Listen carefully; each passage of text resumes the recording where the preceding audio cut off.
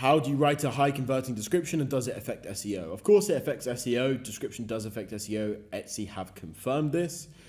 So in terms of description, high converting, you want it to be easily scannable. So you want it to be you want it to be very easy to understand.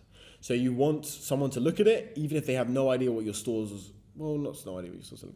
So they're going to look at the photos, and you want the description to add the trust and explain what the product is. So you want to have it very explicitly clear exactly what the product is. That's the most important thing. Exactly what the product is. You then want to add trust factors such as fast shipping, free shipping, money back guarantee, things like this. You want to make it explicitly clear.